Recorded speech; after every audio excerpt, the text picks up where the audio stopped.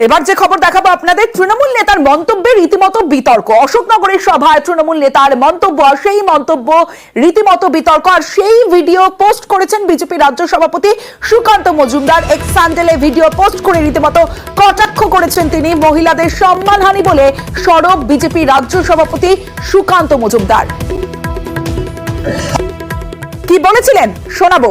আপনার বাড়ির দরজায় গিয়ে আপনার মা বোনকে বিকৃত ছবি করে আপনার বাড়ির দেওয়ালে টানিয়ে দিয়ে আসবো, শুনে রাখবেন। আজকে দাঁড়িয়ে বলে গেলাম, সাবধান হয়ে যান।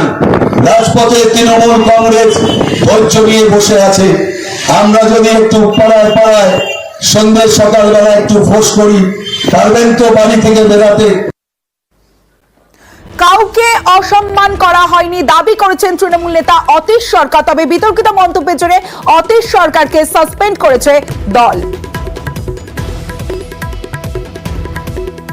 যে আপনারা যারা প্রতিনিয়ত আমাদের বাংলার মাননীয় মুখ্যমন্ত্রীকে কুরুচিকর মন্তব্য, অশালীল ভাষা এবং তার ছবি নিয়ে বিকৃতভাবে প্রতিদিন আপনার ফেসবুকের টাইমলাইনে হাইলাইটস হওয়ার জন্য করে চলেছেন, আমি তাদের উদ্দেশ্যে বলেছি যে যদি আগামীকাল দেখা যায় আপনার মা বোনকে নিয়ে আমরা এরকম বিকৃত কুরুচিকর মন্তব্য করি, আপনাদের কি ভালো লাগবে?